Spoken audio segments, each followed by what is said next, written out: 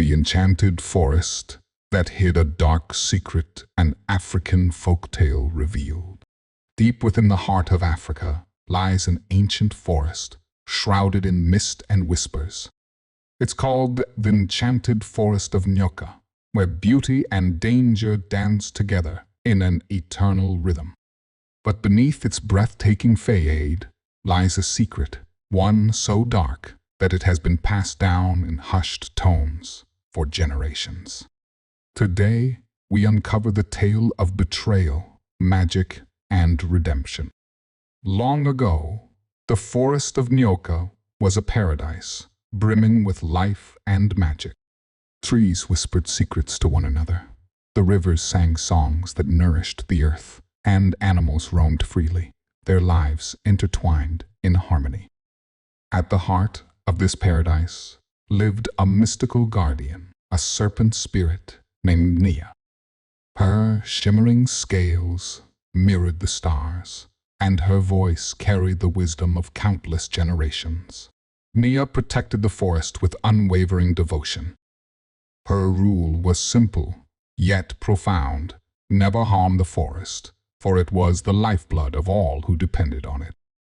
The villagers who lived on the outskirts of Nyoka revered Nia. They saw her not as a being to be feared, but as a protector and guide. Every season, they would gather at the forest's edge, offering fruits, grains, and handmade trinkets as tokens of gratitude. In return, the forest provided them with fertile lands, abundant game, and clean water. This balance lasted for centuries, each generation teaching the next the importance of respecting the forest and its guardian. But as the years passed, whispers of discontent began to surface. Some villagers, particularly the younger ones, questioned why they had to adhere to rules set by a creature they had never seen. Among these voices was Jabari, a skilled hunter whose charisma and ambition set him apart. He had traveled far and wide, encountering places where people lived without fear of mystical guardians. Why must we limit ourselves? Jabari would argue. The forest is vast and rich. We could prosper far more if we used its resources freely. Do we not deserve to thrive? His words stirred something in the hearts of the villagers. They were torn between their traditions and the tantalizing vision of a life without limitations. Jabari's charm and confidence eventually won many over. They elected him as a leader of sorts, trusting him to guide them into this new era of abundance. Jabari wasted no time. Armed with his cunning and unmatched skills, he led hunting parties deep into Nyoka's heart. Trees that had stood for centuries were felled, and animals that had never known fear were hunted mercilessly. The villagers rejoiced at first. Meat was plentiful, and they had more wood for building and fuel than ever before. Jabari's promises seemed to be coming true. But the forest began to change. The air grew heavy, the vibrant green of the leaves dulled, and the rivers that once sang now ran sluggish and murky. Crops in the village fields withered, and animals became scarce. The villagers, once joyous, grew anxious. Some whispered that they had angered Nia, but Jabari dismissed these fears. "This is nature's way," he said, his voice steady, but his eyes betraying a flicker of doubt. "It will recover. We must continue." One fateful night, as Jabari slept, a dream overtook him. He found himself in the heart of the forest, surrounded by towering trees that seemed to pulse with life. From the shadows emerged Nia, her form glowing faintly in the dim light. Her eyes, like burning embers, pierced through him. "You have broken sacred balance," she said, her voice a mixture of sorrow and fury.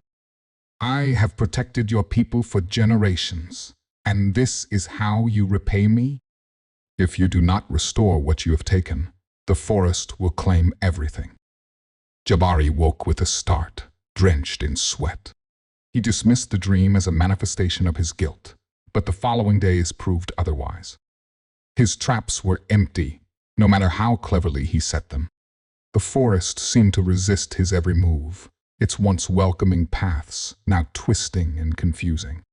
The villagers began to notice his struggles, and their faith in him wavered. Perhaps we should return to the old ways, some suggested, but Jabari's pride would not allow him to admit defeat. Seen, Jabari in his home, surrounded by restless villagers demanding answers. "I will fix this," he assured them, though doubt clawed at his heart. Desperate, he ventured alone into the forest, determined to confront Nia and bargain for forgiveness. Seen, Jabari kneeling by a massive ancient tree, tears streaming down his face. "Great Spirit, forgive me," he cried. "I will do whatever it takes to undo my wrongs." Nia appeared, her serpentine form towering above him. Her scales glimmered faintly, a shadow of their former brilliance. "Words are not enough," she said. "You have taken more than you can give. But there is one way to restore balance." Jabari understood immediately. The weight of her words crushed him, but he knew there was no other choice. With a heavy heart, he offered his life in exchange for the forest's recovery. As Nia's fangs pierced his chest, a strange calm washed over him.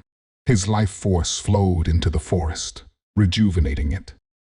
Trees grew taller and greener, rivers surged with fresh vigor, and animals returned to their homes.